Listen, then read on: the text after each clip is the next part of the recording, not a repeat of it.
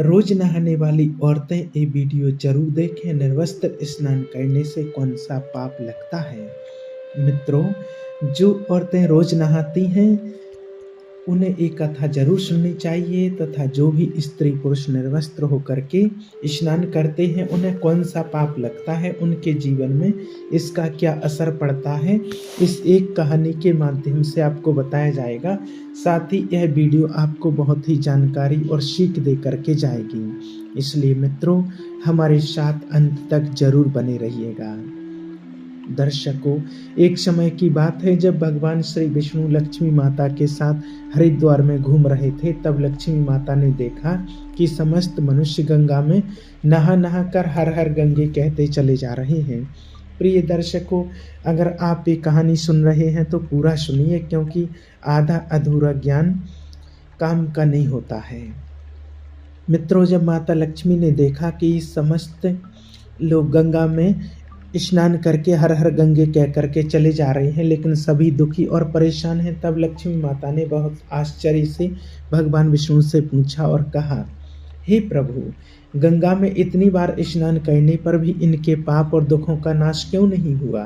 क्या गंगा में अब कलयुग के कारण सत्यता नहीं रही है? मित्रों, भगवान विष्णु ने मुस्कुराते हुए कहा, हे देवी लक्ष्मी, गंगा में तो वही सामर्थ्य है, परंतु इन लोगों ने पाप नाशनी गंगा में स्नान ही नहीं किया, तो फिर इन्हें लाभ कैसे हो? तब माँ लक्ष्मी ने आश्चर्य से कहा, हे प्रभु, स्नान कैसे नहीं किया?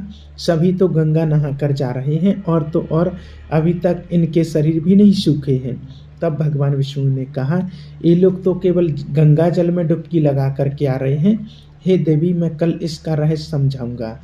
ऐसा कह करके दोनों अंतर्ध्यान हो जाते हैं। मित्रों, वहीं दूसरे दिन जोरों की बरसात होने लगी और सभी गलियां कीचड़ से भर गईं। एक चौड़े रास्ते में एक गहरा गड्ढा था जिसमें चारों ओर से कीचड़ भर रहा था। तभी भगवान विष्णु ने लीला से एक ब्राह्मण का वृद्ध रूप धारण कर लिया और किसी विवश की तरह गड्ढे में जाकर के ऐसे पड़ गए मानो कि जैसे कोई मनुष्य चलते चलते गड्ढे में गिर पड़ा हो और निकलने की चेष्टा करने पर भी ना निकल पा रहा हो। साथ ही लक्ष्मी जी को उन्होंने ये समझाकर गड्ढे के पास बैठा दिया कि देखो, तुम लोगों को सुना सुना कर यूं पुकारती रहो कि मेरे वृद्ध पति अकस्मात गड्ढे में गिर पड़े हैं, कोई पुण्य आत्मा ही इन्हें निकाल कर इनके प्राण बचाए और हम असहायों की सहायता करें। मित्रों, भगवान विष्णु जी ने लक्ष्मी जी को यह भी समझा दिया कि जब कोई गड्ढे में से मुझे निकालने को तैयार हो तब इतना और कह देना कि मेरे पति सर्वथा निष्पाप और पुण्यवान ब्राह्मण हैं। इन्हें वही व्यक्ति छुए जो खुद भी निष्पाप हो। यदि आप निष्पाप हैं तो ही इन्हें हाथ लगाइए, नहीं तो हाथ लगाते ही इनके तेज के कारण आप भस्म हो जाएंगे। मित्रों, लक्ष्मी जी ने तथास्तु कहकर गड्ढे के किनारे बैठ गई और आने जाने वालों को सुना सुना कर भगवान श्री हरि की सिखाई हुई बात बार बार कहने लगी। उसी समय गंगा में नहाकर लोगों के दल आ रहे थे और उस सुंदर युवती को यूं बैठी देखकर कई लोगों के मन में वासना या पाप और कईयों को कुछ धर्म का भय हुआ, तो कई कानून से डर गए। तो कुछ लोगों ने तो लक्ष्मी जी को यह भी सुना दिया कि मरने दे बुढ़े को, क्यों उसके लिए रोती हैं, तुम अभी सुंदर और बहुत जवान हो। वहीं कुछ दयालु चरित्रवान पुरुष थे, उन्होंने उस युवती के पति को निकालना चाहा, परंतु लक्ष्मी जी के विचित्र वचन सुनकर वे भी रुक गए, क्योंकि उन्होंने ये सोचा कि हम गंगा में नहा कर आए हैं तो क्या हुआ, हम पापी तो हैं ही, कहीं सहायता करते समय हम भस्म न हो जाएं। इस स्त्री के कथन के अनुसार पापी लोग खुद से ही भस्म होने वाले हैं और हमें अपने पुण्य और पाप की गिनती कैसे पता होगी। मित्रों, किसी का भी साहस नहीं हुआ। सैकड़ों आए और सैकड़ों ने पूछा और बस चले गए। अब तो संध्या हो चली थी। तब भगवान विष्णु ने माता लक्ष्मी से कहा, देखा, आया कोई सच्चे हृदय से गंगा में नहाने वाला। मित्रों, तब थोड़ी ही देर के बाद एक नौजवान ब्राह्मण हाथ में लोटा लिए हर हर गंगे कहते हुए नदी से बाहर निकलकर मंदिर की ओर जा रहा था। जब उसकी दृष्टि उस स्त्री पर पड़ी तथा उनका अपनी व्यवस्था का विलाप सुन युवक का हृदय करुणा से भर आया। उसने भगवान विष्णु को निकालने की पूरी तरह से तैयारी की, किंतु लक्ष्मी जी ने रोककर कहा कि भाई, यदि तुम सर्वथा निष्पाप पुण्यवान नहीं होंगे तो मेरे पति को छूते ही तुम अपने आप जलकर भस्म हो जाओगे। मित्रों, उस युवक ने उसी समय बिना किसी संकोच के और दृढ़ निश्चय के साथ लक्ष्मी जी से कहा, हे माता, मेरे निष्पाप तथा पुण्यवान होने में संदेह क्यों होता है? आप देखती नहीं कि मैं अभी अभी गंगा जी में पुण्य स्नान करते हुए नहा करके आया हूँ। भला पाप नाशनी परम तेजस्वी में गोता लगाने के बाद भी कभी पाप रहते हैं?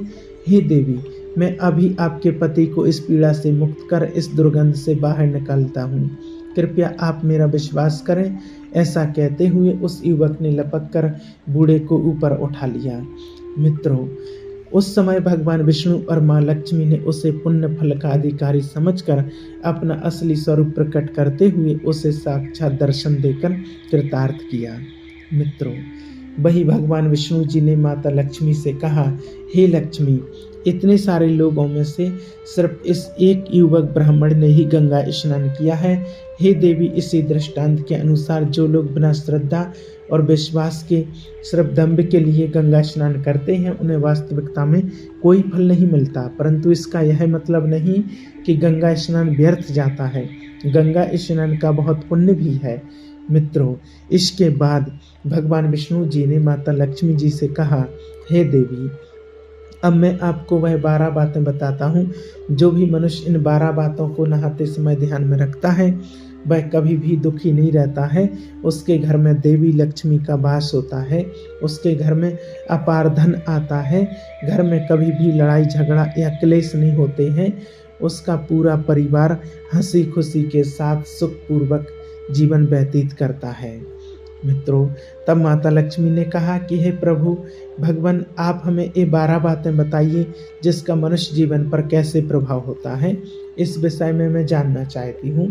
कृपा करें और मेरी जिज्ञासा को शांत करें। इसके बाद मित्रों, भगवान विष्णु उन बातों को बताना शुरू कर देते हैं और माता लक्ष्मी बहुत ध्यान से सुनने लगती हैं। प्रिय दर्शकों, ये 12 बातें आप बिल्कुल ध्यान से सुनना। इसके बाद भगवान विष्णु कहते हैं, हे प्रिय, यह 12 बातें बताने के बाद मैं आपको एक बात और बताऊंगा। जो औरतें कपड़े खोलकर स्नान करती हैं, उनके लिए यह बात बहुत ही महत्वपूर्ण है। तो हे लक्ष्मी, आप इस बात को बहुत ही ध्यान से सुनना। तभी विष्णु जी अपनी वाणी को शुरू कर और बताने लगते हैं।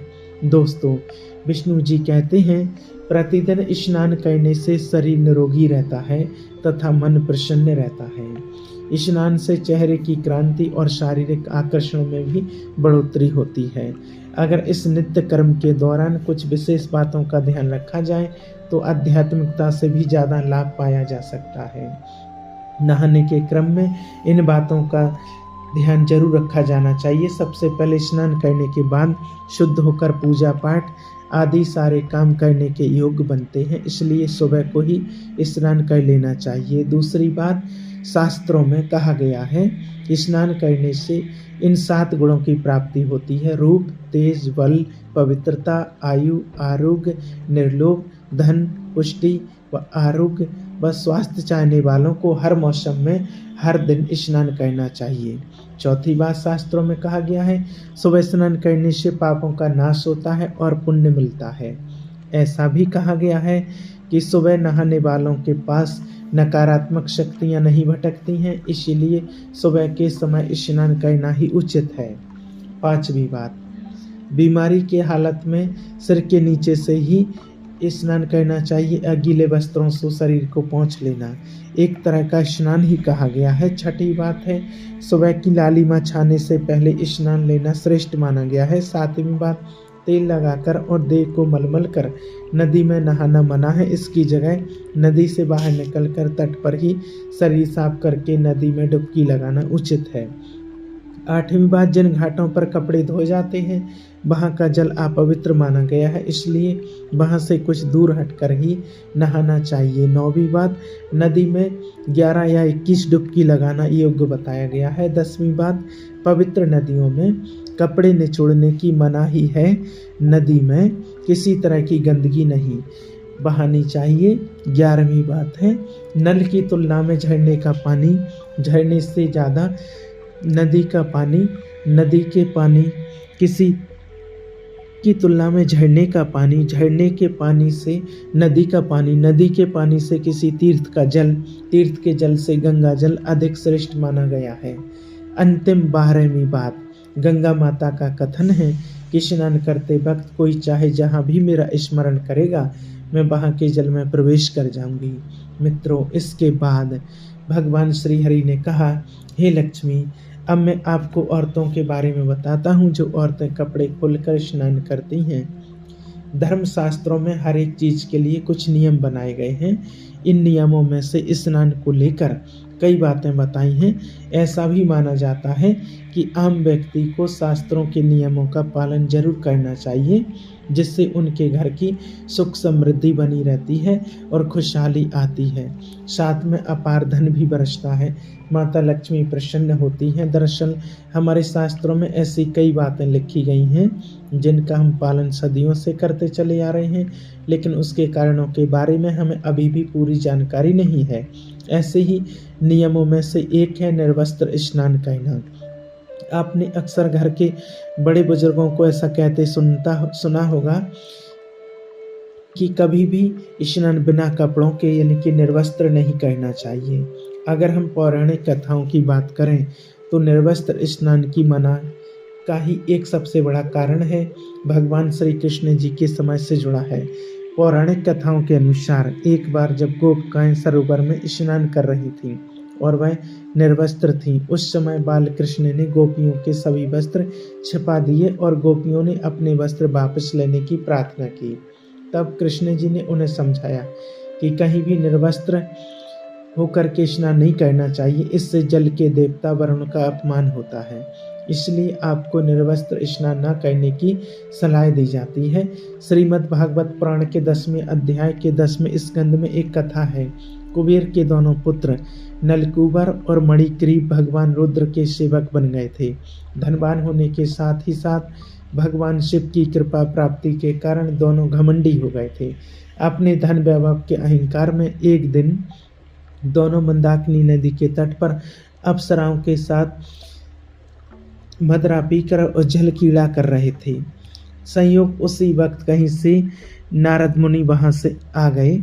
नारद मुनि को देखकर अप्सराओं ने श्राप के भय से जल्दी जल्दी वस्त्र धारण कर लिए।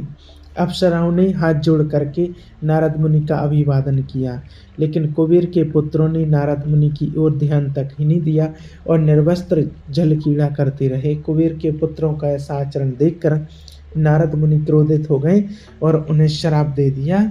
नारद मुनि ने कहा कि अहंकार के कारण तुम दोनों का व्यवहार जड़ के समान हो गया है, इसलिए तुम लोग वृक्ष बन जाओ। 100 वर्षों के बाद जब भगवान श्री कृष्ण का अवतार होगा तो वह तुम्हें श्राप मुक्त करेंगे। नारद मुनि के श्राप से दोनों पुत्र जड़ बन गए। इन दोनों वृक्षों के बीच से नलकुबर और मणिग्रीव अर्जुन वृक्ष बन गए।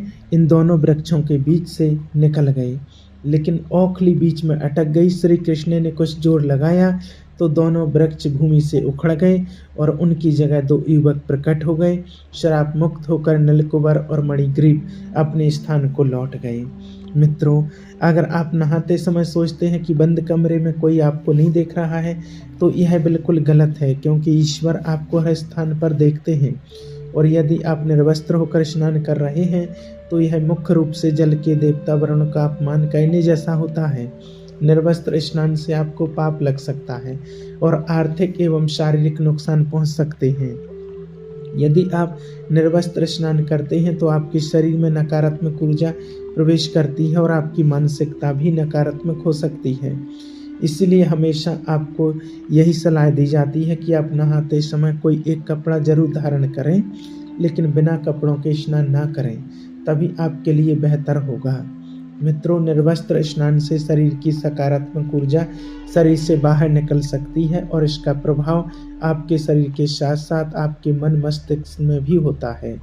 वहीं दूसरी ओर गरुड़ पुराण के अनुसार जब आप स्नान करते हैं तब आपके पितर यानी कि मृत पूर्वज आपके आसपास ही मौजूद होते हैं। यदि आप निर्वस्त्र स्नान करते हैं तो आपको पितृदोष लग सकता है।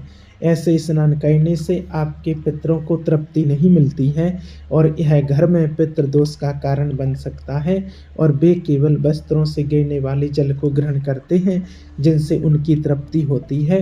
निर्वस्त्र स्नान करने से पितृ अतिरिक्त नाराज होते हैं जिससे व्यक्ति का तेज, बल, धन और सुख नष्ट होता है। इसलिए कभी भी निर्वस्त्र होकर स्नान नहीं करना चाहिए। तो पुराणों के अनुसार नहाने वाला पानी पूर्वजों के हिस्से में जाता है और निर्वस्त्र होकर नहाने से इसे पितरों के समक्ष बिना कपड़ों के नहाना माना जाता है। शास्त्रों में ऐसी मान्यता है कि यदि कोई निर्वस्त्र स्नान करता है तो माता लक्ष्मी उससे रूठ जाती हैं। इससे आपकी कुंडली में धनहानि के योग बन सकते हैं और आपकी आर्थिक स्थिति खराब हो सकती है। इन्हीं कारणों से आपको निर्वस्त्र स्नान न करने की सलाह दी जाती है और शास्त्रों में भी इस बात की मनाही है। तो मित्रों, आपको यह जानकारी अच्छी लगी होगी तो आप हमारे वीडियो को लाइक और चैनल को सब्सक्राइब जरूर करें। आप सभी का धन्यवाद। जय माँ लक्ष्मी।